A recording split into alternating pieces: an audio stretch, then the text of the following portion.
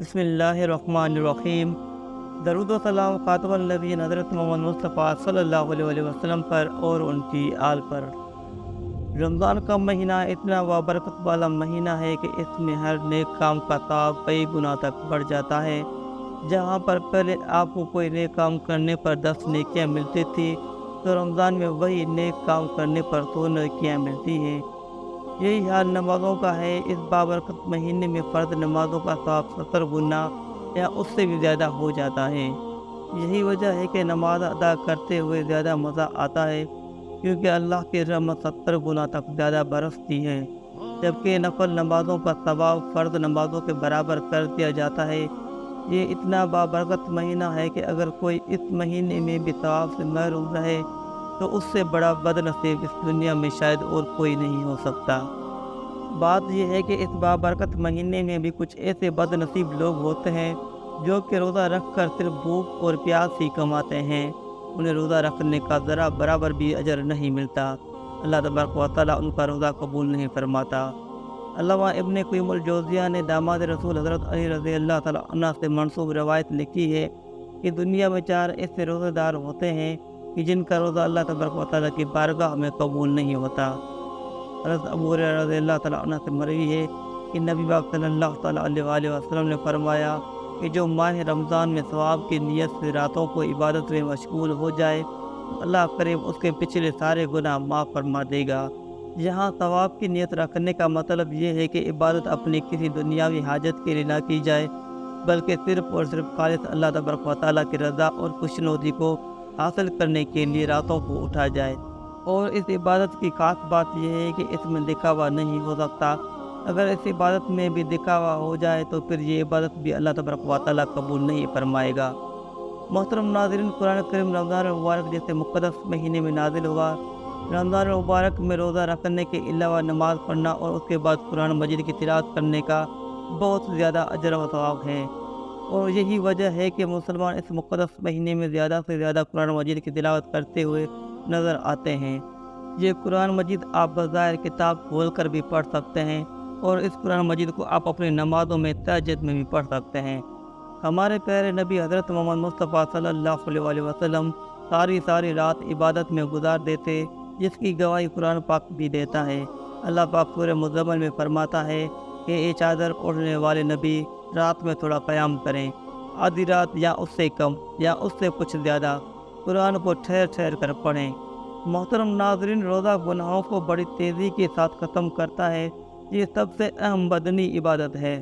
روزہ رکھنے پر اللہ تبارک و تعالیٰ اتنا خوش ہوتا ہے کہ اپنے بندے یا بندی کے سارے گناہ معاف فرما دیتا ہے۔ روزہ رکھنے کے بے شمار بدنی اور روحانی فوائد ہیں۔ سائنس بھی اس بات کو ماننے پر مجبور ہو گئی ہے کہ روزہ انسانی صحت پر اچھے اثرات ڈالتا ہے۔ جب آپ روزے میں ہوتے ہیں تو غیبت، حسد اور بہت سی دوسری منفی باتوں اور برے کاموں سے پرہیز کرتے ہیں، جس کی وجہ سے آپ کا دماغ خود بخود پاک و صاف ہو جاتا ہے۔ سائنس نے آپ کے دماغ پر ان احساسات کے منفی اثرات کو ثابت کیا ہے۔ لہذا جب آپ پورے دل سے روزہ رکھتے ہیں اور اپنے آپ کو کسی برے کام سے روکتے ہیں تو اس کا آپ پر روحانی اثر پڑتا ہے اور آپ صحت مند رہتے ہیں۔ محترم ناظرین، تمام عبادتوں میں روزے کو ایک اہم عبادت کا درجہ دیا گیا ہے، اور اللہ پاک اپنے بندے کا روزہ رکھنا بہت پسند فرماتا ہے۔ لیکن کچھ ایسے روزے دار بھی ہیں جن کا روزہ رکھنا یا نہ رکھنا اللہ کے ہاں ایک جیسا ہی ہے۔ حضرت علی رضی اللہ تعالیٰ عنہ سے کسی شخص نے دریافت کیا کہ کیا کوئی ایسا شخص بھی ہے جس کا روزہ اللہ پاک قبول نہیں فرماتا؟ تو شیر خدا حضرت علی رضی اللہ تعالیٰ عنہ نے فرمایا کہ 4 ایسے انسان ہیں جن کا روزہ قبول نہیں کیا جاتا۔ یہ لوگ بھی دوسرے لوگوں کی طرح روزہ رکھ کر بھوک اور پیاس برداشت کرتے ہیں، مگر اس کا انہیں کچھ فائدہ حاصل نہیں ہوتا۔ روزے قیامت ایسے 4 لوگوں کے روزے ان کے منہ پر دے مارے جائیں گے۔ سوال کیا گیا کہ وہ کون سے لوگ ہیں؟ تو حضرت علی رضی اللہ تعالیٰ عنہ نے فرمایا، اپنے شوہر کی نافرمانی کرنے والی عورت۔ ایسی عورت جو اپنے شوہر کی نافرمانی کرتی ہے، اس کا روزہ قبول نہیں کیا جائے گا جب تک کہ وہ سچے دل سے توبہ نہ کر لے۔ محترم ناظرین، شیر خدا حضرت علی رضی اللہ تعالیٰ عنہ کو اللہ تبارک و تعالیٰ نے بے پناہ علم سے نوازا تھا۔ یہی وجہ ہے کہ حضرت محمد مصطفیٰ صلی اللہ علیہ وسلم نے فرمایا کہ میں علم کا شہر ہوں اور علی اس کا دروازہ ہے۔ چنانچہ حضرت علی رضی اللہ تعالیٰ عنہ نے فرمایا کہ جس عورت کا خاوند اس سے ناراض ہو تو اس عورت کا روزہ قبول نہیں ہوگا۔ سارا دن بھوکا پیاسا رہنے سے اسے کچھ بھی حاصل نہیں ہوگا۔ اللہ تبارک و تعالیٰ کو راضی کرنا ہے تو پہلے اپنے شوہر کو راضی کرنا ہوگا۔ قرآن پاک کی سورہ روم کی آیت نمبر 21 ترجمہ یوں ہے کہ یہ اس کی نشانیوں میں سے ہے کہ تمہارے جنس سے ہی بیویاں پیدا کی گئی ہیں تاکہ تم ان سے آرام پاؤ، اور اس نے تمہارے درمیان محبت اور ہمدردی قائم کر دی۔ یقیناً غور و فکر کرنے والوں کے لیے اس میں بہت نشانیاں ہیں۔ اس کے علاوہ قرآن کریم کی سورہ نساء کی آیت نمبر 23 کا ترجمہ کچھ یوں ہے کہ مرد عورت پر حاکم ہے، اس لیے کہ اللہ نے ایک کو دوسرے پر فضیلت دی ہے، اس وجہ سے کہ مردوں نے مال خرچ کیے ہیں۔ نیک فرما بدار عورتیں خاوند کی غیر موجودگی میں حفاظت الہی میں نگہداشت رکھنے والیاں ہیں، اور اگر ان عورتوں کو نافرمانی اور بد دماغی کا تمہیں خوف ہو، انہیں نصیحت کرو اور انہیں الگ بستر پر چھوڑ دو۔ اگر وہ باز نہ آئے تو انہیں مار کی سزا دو، اگر وہ تابع داری کریں تو ان پر رستہ تلاش نہ کرو۔ بے شک اللہ بڑی بلندی اور بھلائی والا ہے۔ محترم ناظرین، حضرت حسین ابن محسن رضی اللہ تعالیٰ عنہ سے مروی ہے کہ ان کی پھوپھی کسی ضرورت کی وجہ سے حضرت پاک صلی اللہ تعالیٰ علیہ وسلم کی بارگاہ میں حاضر ہوئی۔ جب وہ واپس جانے لگی تو نبی پاک صلی اللہ تعالیٰ علیہ وسلم نے ان سے پوچھا کہ تمہارے شوہر کے ساتھ کیا سلوک ہے؟ انہوں نے جواب دیتے ہوئے کہا کہ میں اس کی ہر ضرورت کو پورا کرتی ہوں، اپنی طرف سے کوئی شکایت کا موقع نہیں دیتی ہوں۔ حضرت پاک صلی اللہ تعالیٰ علیہ وسلم نے فرمایا کہ اپنے خاوند کا پورا خیال رکھا کرو، وہی تمہاری جنت اور جہنم ہے۔ اگر اس کے ساتھ اچھا سلوک کرو گی تو جنت میں جاؤ گی، اور اگر اس کے ساتھ بد سلوکی کرو گی تو جہنم میں جاؤ گی۔ رسول اکرم صلی اللہ تعالیٰ علیہ وسلم نے فرمایا کہ جو عورت 5 نمازوں کی پابندی کرتی ہو، رمضان میں سارے روزے رکھتی ہو، اپنے شوہر کی خواہش کے مطابق رہتے ہوئے زندگی بسر کرے تو اللہ تبارک و تعالیٰ کی طرف سے ایسی عورت کو کھلی اجازت ہوگی کہ وہ جنت کے جس دروازے سے بھی چاہے جنت میں داخل ہو جائے۔